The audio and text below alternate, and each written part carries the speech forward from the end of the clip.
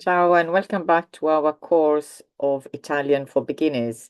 This is lesson 15, lezione 15. I can't write the numbers anymore in letters on the title because they are starting to become a little bit too long.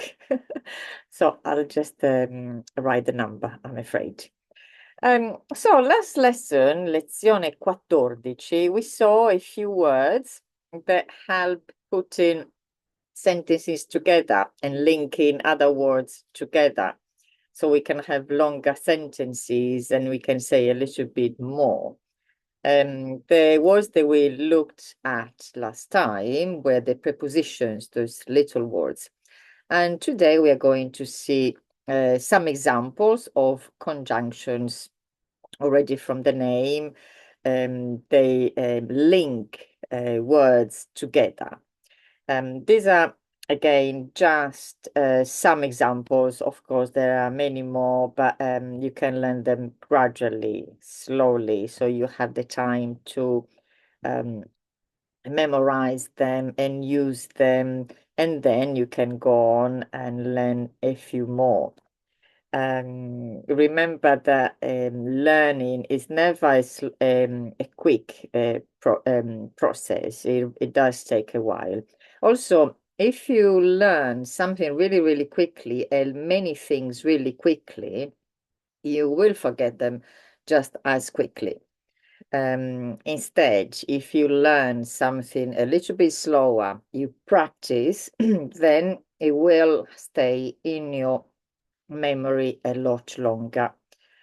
So don't try and do things, don't worry about speed. Instead, concentrate on quality before quantity. I know it is frustrating, as I said, but I don't think there are ways to learn something really quickly and retain it unless, obviously, you do practice it regularly. Everybody has different reasons to learn and different ways of learning. This is my advice. And then everybody is free to do whatever they prefer and whatever works better. Right. Let me share. Let me see where it is. Our page with a few examples of conjunctions. Congiunzioni. Probably some of them you have seen already, or probably, yeah, you know them already. As I said, there are just a few and they're quite popular in the sense, very used. So you can, as I said, start with these ones and then gradually you can add and build up from here. We have quindi or dunque. They are very similar, if not the same. So you can really learn, if there is one that you prefer, you can just pick that one and stick with that. Or try and use both, you memorize both, and use both of them. So quindi o dunque is therefore. We'll see some sentences where we can use them. Obviously, it will make a little bit more sense when they are in a sentence, in a context. We have allora. Allora is it has quite a few meanings and different uses. Allora is like and so and then, which is quite similar to così. Così means so, like this. You can use them again, depending a little bit on the context. You can use these last two also with the meaning of therefore. And so something happened, and so, and therefore, this is what I did. We have perché. Perché means because. Keep in mind that perché also means why. However, we're using it not in a question. We have ma is but, and then we have e or ed. E means and, you do see sometimes or hear sometimes ed instead of e. This happens when the word e and is followed by another vowel, especially when it is exactly the same vowel, so they don't clash together. And then we have o, which is or, and we have anche, also, as well, or too. And by the way, I do have a whole video dedicated to anche, not in the playlist of Italian for Beginners, but in my other videos on the channel, where there are different varied a mix of topics or words that can be sometimes a little bit difficult. There is a video that will explain you a little bit better how to use anche, especially the position of anche. So let's see some examples. As I said, these are just a few of the many words of this type. And also, I have written a few sentences, and I've tried to keep them as simple as possible because, and so far, our vocabulary, if you have just started studying the language, is not very, very wide. It's not very rich. So I have kept the sentences as simple as possible. Obviously, when I hope, and I don't think you are relying only on my videos to learn the language. You do need to do your own research, and you need to find new words that you need, be them verbs or any type of words. I only give you a little bit of structure and a few ideas on how to put things together. Okay, so the first sentence is lui lavora molto, quindi è stanco, o lavora molto, dunque è stanco. He works a lot, therefore he's tired. I think most of these words have been covered in at least one of our lessons. Probably the only new word here is stanco, which is tired. Maschile, because we are talking about lui. He works a lot, molto. And by the way, I do have a video on my channel that explains how to use molto, a lot, very much. And here we've got, as I said, quindi o dunque, which are very similar in meaning, so you can choose one or the other. Next example, we have sta male, allora rimane a casa. He or she is unwell, so therefore he or she remains at home. Again, it's like it's a consequence. There is a certain situation, and as a consequence, something else happens. So, as I said, this allora, quindi, dunque can be quite similar to one another. One of the uses of allora, which you have probably heard, is starting a sentence. It's like allora. That's why I put the exclamation mark. It is what some people in English would say, so, such in the sentence we saw. So it doesn't necessarily have a meaning. It's just a start of a question. It's to get somebody's attention as well. And when you are using it in this way, there is also the intonation is different. It's more excited. It's like, allora, so, and you start your sentence. When you are when you are using allora in the previous example, you're not going to say sta male, allora, no, because I've heard that as well. Sta male, Allora, therefore, as a consequence, so the intonation is different. Next one is mi piace il tennis, così gioco ogni giorno. I like tennis, so therefore I play every day. Here you can also have allora, quindi, dunque. As I said, some of these can be interchangeable. Very similar sentences. So I have a little bit recycled the sentences, the words, also to give you ideas if you want to say something and you don't know how to arrange the sentence. These are just ideas. So the next sentence is gioco a tennis ogni giorno perché mi piace. I play tennis every day because I like it. Perché? Because mi piace. I like it. Next one, il pranzo è pronto, ma non ho fame. Lunch is ready, but I am not hungry, which is a shame. So this ma.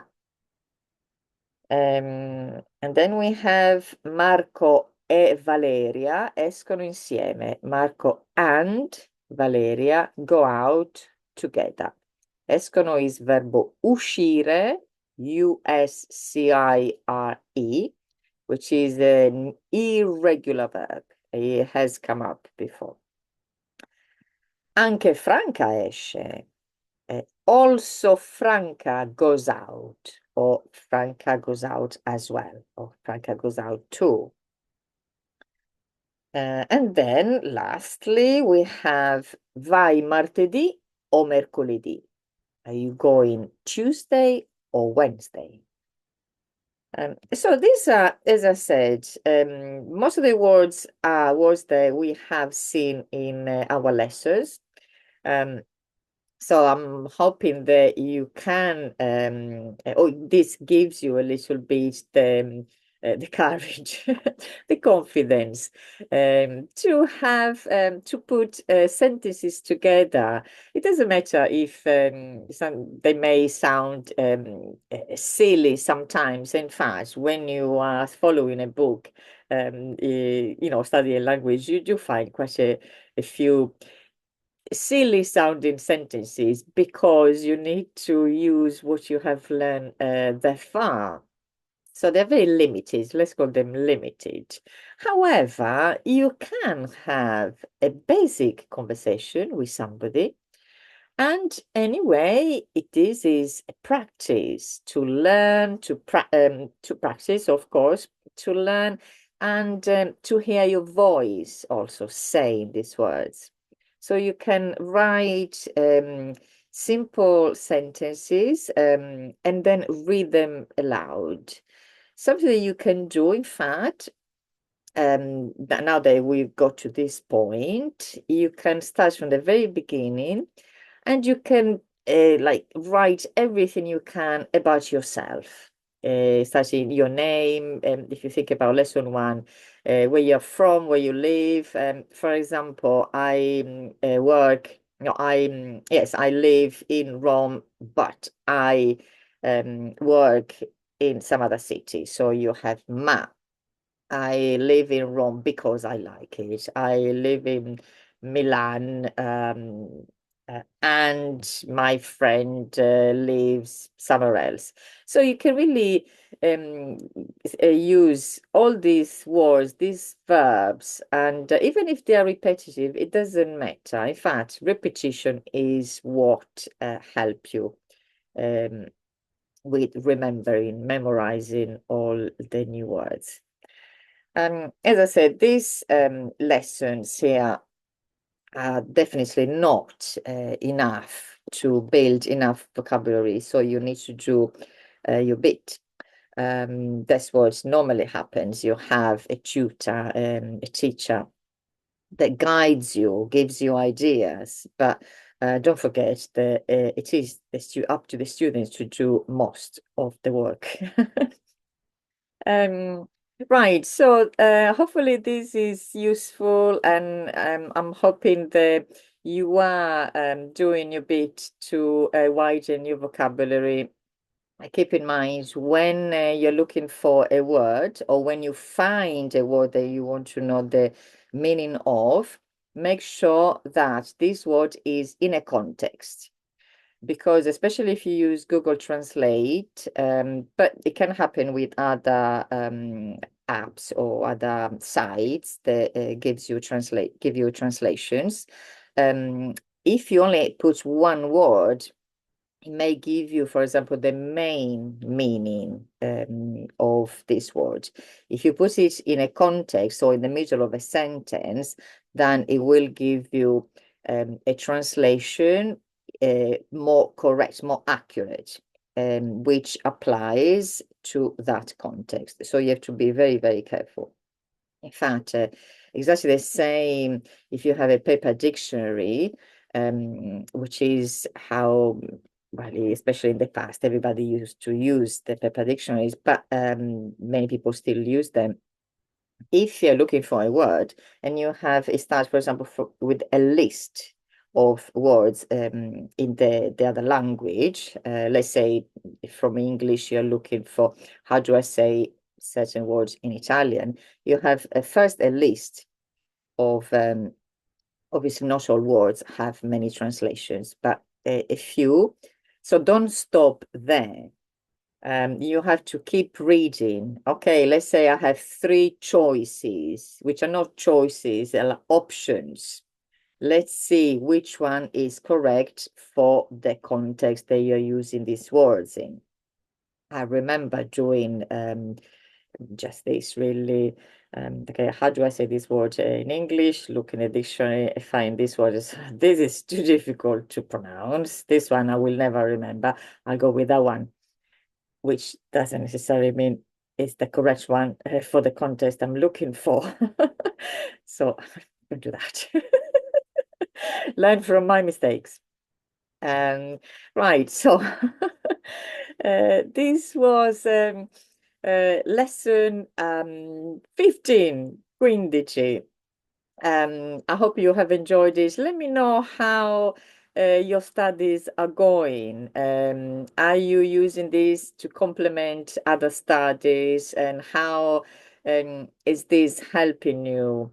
And please feel free to leave comments and tell me, for example, what you're finding easier, what you're finding more difficult, what you think you need more of in order to build your vocabulary or to build your confidence, or to write longer sentences to give more information. Obviously, as I said, widening your dictionary, you can do it yourself. In fact, there are also, in so many ways, there are also online or with paper, with books, normal, traditional books, which I do perhaps prefer. There are some of those where you have the picture of objects which are grouped according to a theme. It could be a sport or a hobby, certain activity. So you have the picture and the word in Italian and in English. That is just one way. As I said before, everybody has their own way to learn, and one day you prefer, one day works better. However, it is always also a good idea to try different ways.